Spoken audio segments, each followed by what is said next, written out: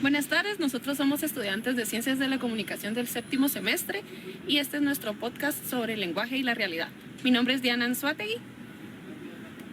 Sandra Álvarez. Alejandro Montenegro. Edgar Chacón. Leslie Gómez. Y Owen Bautista. Bueno, entonces vamos a empezar con el tema del eje central. Si el lenguaje construye realidad, ¿quién controla el lenguaje en la realidad? Empezamos con el bloque número 1, con ideas de Ferdinand de Saussure y Charles Peirce.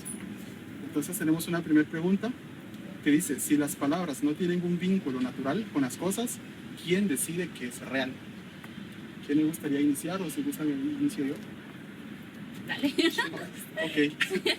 No, pues según Ferdinand, él dice que no hay algo que nos diga por qué o que nos obligue a decirle, ejemplo, mesa a la mesa, sino que al final es quien tuvo el poder de decidir así, ponerle y hacer que los demás lo aceptáramos como esa realidad. Eso es lo que pasó esto. Es como decir que la realidad material existe aunque no la nombremos. Sí, yo creo que sí, porque ya crecimos con ese concepto.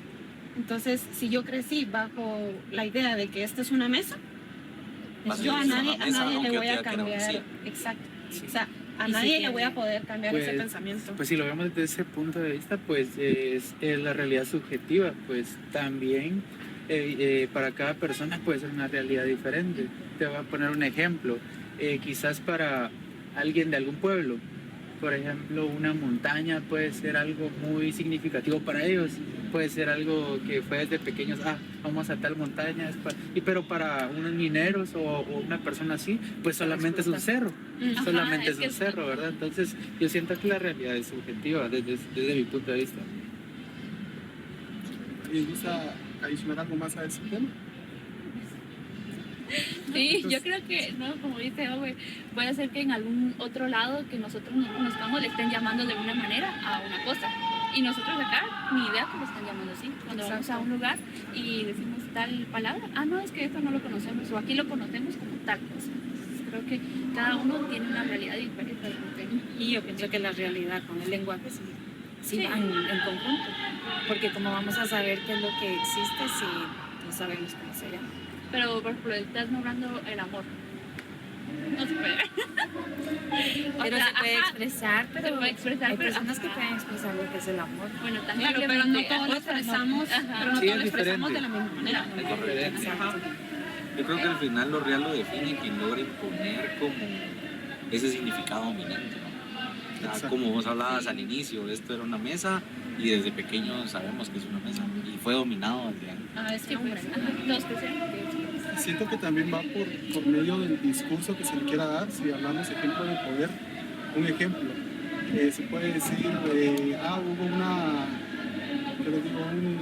una manifestación afuera de la USAC, por ejemplo, así se ponen las noticias, y se puede también decir ejemplo no sé, otra palabra como exacto. Entonces el poder de quien elige o la persona que elige cómo decirlo, desde ahí está creando esa realidad. Eso yo creo que ya es como nosotros como comunicadores dar ese poder a los medios de comunicación, cómo le asignamos el nombre, ¿verdad? A cada situación que pasa. Sí, exacto. Listo. Entonces pasamos a una segunda pregunta. ¿Existe una verdad lingüística o toda verdad es discursiva? Yo creo que es discursiva.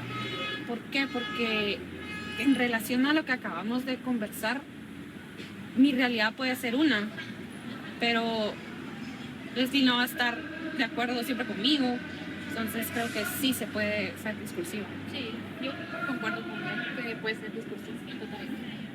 Sí, pero en ciertas ideas. Yo siento que en ciertas ideas podría ser discursiva, pero en la mayoría de cuestiones que tenemos como sociedad siento que va a ser la misma.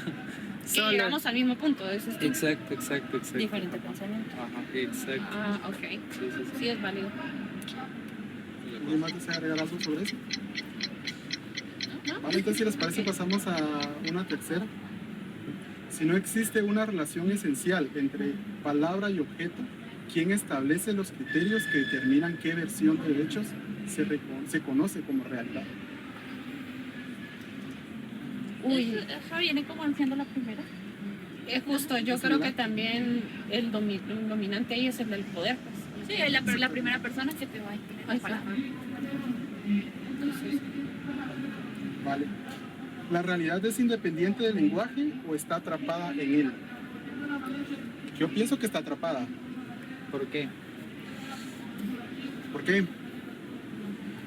Porque ponerle de que eso es lo que hablábamos al inicio, ¿no? O sea, desde pequeños ya estamos como sujetos, exacto, a ello. Entonces, es como que ya crecimos con eso, entonces posiblemente sí, al momento de crecer nos damos cuenta de que, por ejemplo, me voy a adelantar un poquito, pero si hablamos de manipulación, podemos saber que estamos siendo muy manipulados con palabras o con discursos, pero al final es como que una celda donde seguimos siempre estando atrapados y estamos siempre conmigo, no sé si me logro explicar. Es como cuando, o sea, uno nace y naces por la religión católica. Entonces viene el bautizo y ya te dan la primera comunión, de ahí la confirmación y todo lo que lleva lo católico y en el evangélico también. Entonces, o sea, creces conforme las normas y creencias de cada religión. O sea, tú no puedes decidir. pero en cuanto a la manipulación me surgió, a ver qué piensan ustedes, o sea, decía Raúl, está siendo manipulado, pero ¿en qué momento te puedes dar cuenta que ya no? O sea, sí, te están manipulando, pero tú en ese momento no pensás que es así, porque es lo que está bien para ti, es tu realidad. Pero ¿cómo rompes con eso? Cuando razonas. Cuando tú, Cuando ya haces el uso de razón, pero también siento que te das cuenta de eso por el uso del poder discursivo en cierta...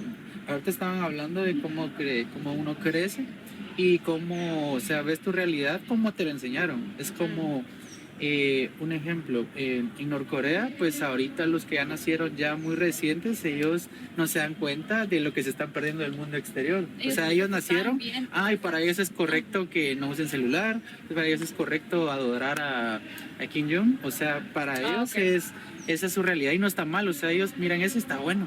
Pero porque ahorita nada más están viviendo y esa es su realidad. Pero si lo vamos a ver a otro aspecto, el uso del poder discursivo, no te puedes dar cuenta que estás siendo manipulado, ¿verdad? Como dice Diana, o sea, no te das cuenta en ese aspecto, porque son dos cosas diferentes. Con esta naciste y con la otra te están creando un discurso en tu cabeza para manipularte y no te das cuenta. Pero podemos decirlo, bueno, como un ejemplo, lo de Diana. O sea, digamos, yo tengo hijos, yo los educo de una manera y así, y son las cosas, y acá la vida es así y así. Pero ellos deciden la nueva moda, bueno, hay que ser pero entonces yo soy un gato, yo soy un esto, yo soy un aquello, como está la moda ahora. Porque he decidido que soy así porque no me siento bien en el mundo de las personas, es mucha responsabilidad y es mucho mejor una vida de un animal que la vida de un adulto. Y de hecho, cuando tus hijos crezcan, tengan su familia, no quiere decir que van a criarlos como tú los criaste. Exacto. Es otra realidad. Es otra realidad. Ojalá sí. Si no, yo me encargo. Yo voy a ser la suegra. Pero ella se va a convertir en otra realidad. Vale. Así les parece, pasamos al segundo bloque. Estos son con ideas de Pierre Bourdieu y Van Dijk. Entonces empezamos con una pregunta. En el contexto guatemalteco, ¿qué sectores o comunidades no logran incidir en la narrativa pública dominante? Uy, sin duda para mí creo que serían las personas del interior, pero que viven en aldeas donde la comunicación es muy poca. O sea, les llega, pero lo que al poder le conviene que les llegue. O si no les llega. O no les llega nada. Ajá. Sí, es que sabes también que, o sea, existen como 20 lenguas mayas, aparte de Xinca y Garífuna, pero mucho de la comunicación manipulada, digo manipulada porque está manipulada, está hecha en español. Entonces sabemos que castellano, cabal. Entonces sabemos que mucha desinformación existe en zonas aledañas a lo que es el territorio de la República de Guatemala. Entonces creo que ahí, teniendo en cuenta eso, perdemos mucho a mucha población que existe. Exacto, o bien de lo que decís se puede también como considerar de que el idioma que hablan de repente pues no para de repente el gobierno, incluso trabajos, no es válido. Por ejemplo, hay muchas personas, como si estoy en el interior, departamentos que no hablan español. Entonces muchas veces eso va a ser una limitante para estas personas. Porque incluso puede llegarles la información, pero si yo no entiendo el español y no está en mi lengua, yo ya lo perdí, pues. Inclusive creo que puede haber alguien manipulando también, o sea, sabiendo que ellos no saben bien hablar, pueden manipular la información y decir, no, es que él dijo tal cosa. De los líderes sociales que no puedan manejar a su Porque él no va a saber qué cosa Está el contexto, pero se pierde por el canal. El mensaje. Entonces el mensaje no llega claro y por ende, se pierden pues oportunidades porque realmente, como en otros países, también se hablan otros idiomas y ellos aprenden y son bilingües. Y acá por la falta de oportunidades y de educación es de que ellos no reciben una educación buena y no entienden muy bien el castellano. Así como nosotros deberíamos de poder entender más de alguna lengua maya, pero no lo hacemos porque el poder impuso que el castellano es lo estándar en el país. Entonces por eso se pierden oportunidades. Pero viera que yo fui a un pueblo allá en Quiché para una Semana Santa y pues en tradición de católicos pues hay que ir a la misa, ¿verdad? Y yo cuando entré y todo, la misa fue en idioma maya. Y yo me quedé así, o sea, la No verdad, entendía. yo me sentía, ¿Cómo le hago? o sea, así como invadiendo un lugar que no era el mío, porque, o sea, uno ya sabe cómo va la misa, ¿verdad? Pero ni porque yo me sabía que hay que pararse, persinarse y todo lo demás, no entendía. Y el padre era español y él se aprendió, porque en ese lugar Sí. la gente es evangélica, toda. Todas. La ladina. Sí. Y los mayas solo hablan, son muy católicos. Y son de aquellos católicos que ellos tienen una tradición de gateadores. Y se van gateando por todo el pueblo. es Es cierto. muy bonito. De eso ya es, ¿cómo se llama? Tradición cultural. Ya sí fue reconocido y todo. Pero con otro tema, eso lo vi yo, o sea, ustedes porque no tienen hijos. Pero en Aún. el gobierno, o sea, en los libros del gobierno, lo que es sociales, pónganle, para ellos el conflicto armado es porque el señor Ríos Montt impuso tal cosa, pero no hablan la realidad, ¿verdad? Y en una ocasión mis hijos tuvieron que hacer un trabajo, pero yo tengo otra forma de educación con ellos. Y ellos vinieron, investigaron y pusieron todo, ¿verdad? Lo que fue del lado, digamos, del lado que sí, donde fueron las masacres y todo. Y fue un trifoliar de 20 hojas, no fue de 3 hojitas, de 2. O sea, eso no era trifoliar, pero para eso es un trifoliar, porque ya tenían 12 años. Y la maestra que le daba la clase le dice, ¿y de dónde sacaste eso? O sea, es que mi mamá. Entonces ahí vino ella y a decir, o sea, yo la aprendí de esta manera. Es que en las hojas también le dan a uno, viene cabal, o sea, de lo que necesita que la persona sepa. Sí, buen ejemplo. Sí. Vale, entonces pasamos a una siguiente pregunta, chicos. Dice, ¿la diversidad lingüística es celebrada o folclorizada? Yo pienso que celebrada definitivamente no puede ser, porque si decimos que es celebrada, se tendría que admitir que se tiene que las demás lenguas tienen el mismo no solamente poder, sino también como el poder de leyes, educación y salud. Igualdad, exacto, que como lo que se tiene con el español.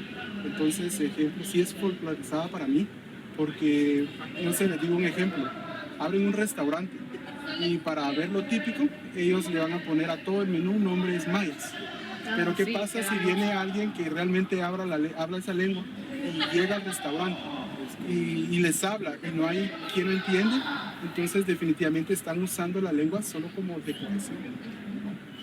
Exacto, yo también quería agregar algo a eso, que sí es una doble moral porque igual de cierta manera, si lo vamos al traje típico, en otros países lo celebran y salen las noticias que estuvo tal pasarela, un traje típico, pero no es lo mismo, como dice Raúl, con el lenguaje, con la lengua, ¿verdad? Entonces, siento que sí, eso Totalmente. Incluso con el nombre de los platillos, a veces lo he visto, ¿verdad? Que dicen, por ponerles un ejemplo, ¿verdad? Desayuno típico, pero le ponen una palabra en lengua y dicen, pero eso nada que ver, pues eso ni siquiera es ese platillo en mi departamento o en mi cultura. Entonces realmente solo es vender una imagen típica, ¿verdad? Pero lo hacen para llamar la atención o turistas, por ejemplo, ahorita aquí hay bastantes, es solo como para decir, ay, yo quiero ver exactamente la lengua de ellos. Exacto. Ahorita acabas de decir algo interesante porque, por ejemplo, leemos en el menú que dice menú típico y es como huevos, frijoles, súper típico. súper típico y ya lleva carne. Ajá. Sí, pero, o sea, yo no sé ustedes, pero ese no es mi desayuno típico. O el desayuno tecpaneco. El desayuno tecpaneco. Yo precisamente de Sí. Tecpan tienen que desayunar eso. O sea, creo que ahí hay una doble moral. Sí, pero Totalmente. si lo Utilizada de adorno. vemos también con lo del trabajo que hicimos de la vacuna, encontramos de que para llenar no había idioma maya, también no estaba directamente para ellos, solo para gente ladina. O sea, Incluso aunque preguntaran de qué etnia eres, o sea, Ya se determinaban ahí, sí. en castellano, en No español. hay Ya inclusión, te no hay dominas el inclusión. lenguaje dominante. el idioma era que castellano y Castellano y español, ¿va? español, ajá, O sea, no había. Y no Una tenías lengua. opción de poner porque pues Y el que habla de español no lo habla bien. Y no había, o sea, de parte del gobierno se les olvidó también venir y ya esa publicidad llevarla, así que también a todos los lugares, hacer los radios y todo, nadie sabía. O sea, ellos procuraron que el centro estuviera bien. A ese punto llegas de que, regresando al tema de que estábamos hablando, de qué tanta desinformación hay, de qué tanto manipuladora, qué tan conveniente, por ejemplo, para el gobierno es llevar esa comunicación a ese punto. Eso es otro tema. Estamos mal. Sí. Muy mal. Sí. Vale, pasamos con otra pregunta que dice, ¿qué consecuencias culturales, epistemológicas y sociales se generan cuando una lengua deja de transmitirse? se pierde, ¿Qué la cultura se cultura pierde, se va ajá? perdiendo. Incluso, pudiese ser de que, no sé, de repente, yo realmente desconozco de las 21 lenguas y las mencionadas de Shinta y origen Mapuche, pero de repente ellos tengan como ciertos significados especiales para cosas de la naturaleza o algo así, que no hay una como traducción o cómo traducirlo exacto a que es al español. Entonces sí, lo que decía, o sea, al momento de que, por ejemplo, muere esa lengua, prácticamente se acabó toda esa Se acabó la cultura. Exacto, y tal vez en ciertas regiones pues ya se está disminuyendo ya esa lengua por lo mismo, porque miran a la capital y ya no están tanto en la comunidad, entonces ya no quiero hablar mi lengua porque ya es discriminatorio, ya no hay oportunidades, entonces quiero aprender castellano en vez de mantener viva esa lengua.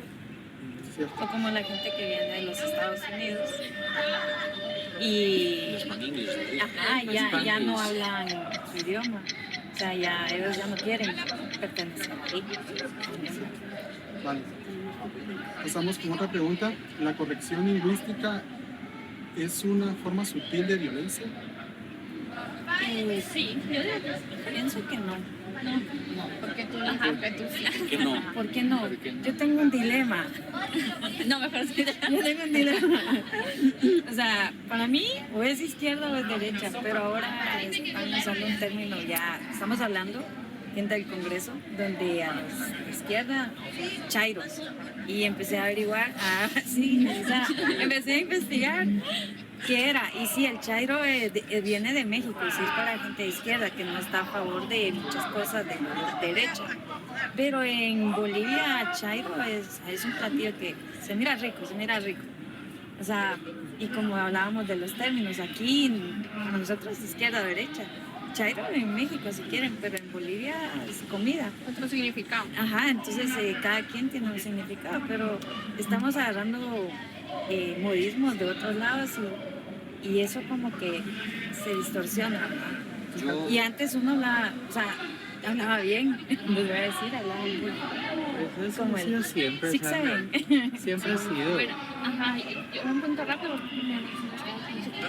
Yo diría que sí, porque es disimuladamente una discriminación para otras personas. Ejemplo, él habla lengua y yo no, y es como que la gente empieza como que a verlo raro. Entonces, desde ahí ya se está formando una violencia, disimuladamente. Disimuladamente, Ajá. sí. Exacto, según Pierre, sí, de hecho hay una parte del texto que él dice que querramos que los demás hablen perfecto, es una forma como de discriminación para la forma de cómo ellos hablan. Entonces, por Totalmente eso de podemos estar un poco de acuerdo con eso.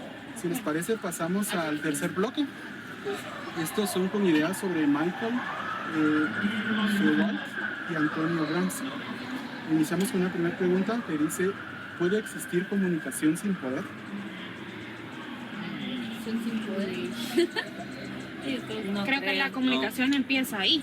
Yo creo que hay una asimetría porque quien habla o quien escucha o quien lleva la voz es quien determina y controla en este caso, por ejemplo, los medios. Si yo era lo que hablabas y colocabas el ejemplo de, había una huelga porque no hay agua en USAC, pero yo como periódico, por ejemplo, que te puedo decir yo, comunicación independiente, puedo venir y decir, los estudiantes del USAC tenían un motín, pararon los carros y quebraron vidrios. O sea, yo como persona tengo el poder de venir y hablar y decir qué pasó, aunque no sea cierto, pero las demás personas no van a saber de eso. Ya Entonces, tienes tu creo poder. que no existe comunicación sin Sin poder. poder. Sí, totalmente. Vale. Tenemos otra pregunta. ¿La desinformación responde a fallas involuntarias en la transmisión de datos o constituye una práctica intencional dentro de una lógica discursiva? Para mí, perdón si yo inicio, pero para mí, o sea, cuando que exista que alguien diga por error, di información falsa, di noticias falsas, realmente no existe. O sea, ahí tuvo que haber una intención para ya sea manipular a todo el público, para, no sé, de repente pues es algo político, no sé. Entonces es como, también va como que fuera como que estratégico, una herramienta que usan para poder manipular a la gente.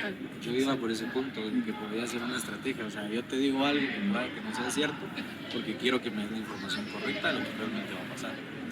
Ahí entramos a medios amarillistas también, ¿verdad? Y que ya sean la mayoría de medios grandes acá de Guatemala sabemos que son amarillistas, ¿verdad? Entonces, algún medio independiente, si quiere realmente hacer periodismo como tal, lo van a silenciar. Entonces, realmente ellos tienen el poder. Siempre es la élite el que tiene el poder. Y a eso vamos con la última pregunta de esta sección, que dice: si el poder circula en el discurso, ¿los comunicadores son mediadores o son operadores del poder? Uy, A y B son correctas para mí. Yo siento que Una porque manipulan la información, otra porque pueden, con la información pueden llegar a decir que a comunicación de masas, como lo que pasó con la elección de Arevalo. O sea, vino la gente, él, o sea, yo, o sea, mira, tengo un grupo de unas 300 personas. Obviamente de ese grupo viene más familia, amigos y todo el rollo. Cuando nos dicen, mucha, no puede ganar la Sandrita Torres, el voto va para... Entonces todos a votar por Arevalo. Y fue así de la noche a la mañana y él ganó. O sea, Hay una manipulación. no había nadie más. La cosa era que no ganara. los comunicadores siento Solo que somos arquitectos, yo lo puedo ver como que somos arquitectos. Nosotros vamos a agarrar la realidad, la vamos a transmitir y vamos a... Ya, si es un comunicador, puede ser bueno, malo y con intención, pero la va a adornar a su antojo. Entonces somos su arquitectos. conveniencia. Solo Somos arquitectos. con lo que ustedes mencionan, tal vez no estoy tan de acuerdo con que sean los dos. Para mí solo son operadores, porque al final como comunicadores, al momento de que nosotros vamos a poner una noticia o algo, desde ya en ese momento nosotros estamos como tomando acción de qué es lo que vamos a transmitir, ya sea positivo o negativo. Entonces siento que nosotros tenemos también como el poder de poder cambiar como los discursos, si lo quieren ver así. Bueno, antes se le enseñaba a uno, o sea, en comunicación, se le enseñaba que tú no podías tildar a una persona como tal, sino que era posible, o sea, posiblemente, pero ahora hasta los medios de comunicación del gobierno, y una vez dicen, fulano de tal está haciendo esto, y el fulano de tal vez ni está durmiendo, pues. y ellos ya no respetan el de tal vez. Y una vez se van porque alguien les dijo y porque este es mi amigo y él lo dice. Y eso pasó hace poco en un medio de comunicación, en la TGW. Y es fatal que sea así. Pues. Sí, definitivamente. Vale, entonces si quieren para ir finalizando empezamos con unas preguntas para ir dando cierre a este podcast. Empezamos con la primera, si gustan puede responder solamente una persona, para, ya que tenemos el tiempo limitado. Si el lenguaje se construye la realidad social, tenemos responsabilidad ética sobre el mundo que ayudamos a nombrar. Si gustan se las repito. Si el lenguaje construye la realidad social, tenemos responsabilidad ética sobre el mundo que ayudamos a nombrar. Deberíamos. Tenemos que, Pero no es lo posible. no lo practicamos. tú puedes estar haciéndolo bien, pero Si alguien viene y te ordena a hacer esto y lo tenés que hacer. O sea, Se te varías pierde por el poder, pues, o sea, tú éticamente puedes decir que lo estás haciendo bien, pero por el poder en posesión de alguien más lo puedes cambiar. lo puedes Sí. hacer. Por el miedo también. Por el miedo. Vamos con una segunda. ¿Ser conscientes del poder del lenguaje nos hace más libres o simplemente más responsables?